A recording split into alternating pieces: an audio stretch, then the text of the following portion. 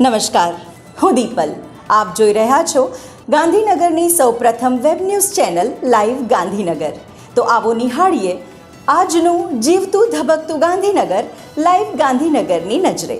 અમદાવાદ પ્રહલાદ વિસ્તારમાં આવેલા ઇન્દ્રપ્રસ્થ 5માં નવલા નોરતાના દિવસોમાં સોસાયટીના નેજા હેઠળ સતત 9 દિવસ સુધીમાં અંબાના ચાચરના ચોકમાં ગરબાની રમઝટ બોલાવેલ હતી.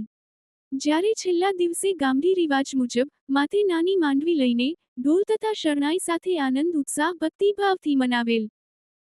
તારીખ 25 સપ્ટેમ્બર 2025ના રોજ શ્રી એમ.એચ. વિદ્યામંદિર ડભોડામાં શાળાના વ્યાયામ શિક્ષક સુપરવાઇઝર શ્રી દલસંગભાઈ ચૌધરી અને મદદનીશ શિક્ષકા શ્રીમતી પન્નાબેન આર પટેલનો વિદાય સમારંભ યોજાઈ ગયો.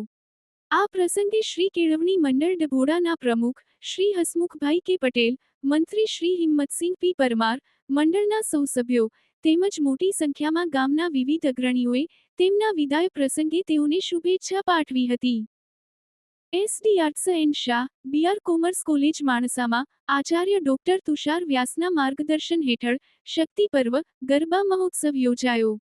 કાર્યક્રમની શરૂઆત જગત જનની જગદંબાની આરતીથી કરવામાં આવી.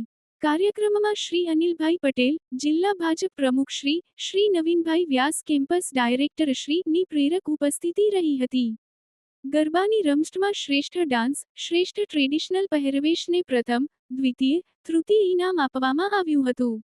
આ ગરબા મહોત્સવમાં સ્વદેશી તથા આત્મનિર્ભર ભારતના વિચારને વિદ્યાર્થીઓ આગળ રજૂ કરવામાં આવ્યા હતા. તથા સ્ટાર્ટઅપ અંતર્ગત કોલેજના વિદ્યાર્થીઓએ બનાવેલી વસ્તુઓનું પ્રદર્શન યોજવામાં આવ્યું હતું.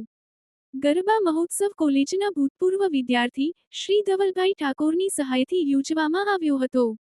સમગ્ર કાર્યક્રમનું આયોજન સાંસ્કૃતિક વિભાગના કન્વીનર ડોક્ટર સોનલબેન પ્રજાપતિ અને સહકન્વીનર ડોક્ટર જિજ્ઞેશભાઈ પુરબિયાએ કર્યું હતું. તો દર્શક મિત્રો, આપે અનુભવ્યો ગાંધીનગરનો ધબકાર. આપની આસપાસ બનતી આવી જ ઘટનાઓની જાણકારી અમારા સુધી પહોંચાડવા માટે સ્ક્રીન પર દર્શાવેલ નંબર પર વોટ્સએપ દ્વારા અથવા ઈમેલ આઈડી પર મેલ કરીને આપ અમારો સંપર્ક કરી શકો છો. ધન્યવાદ.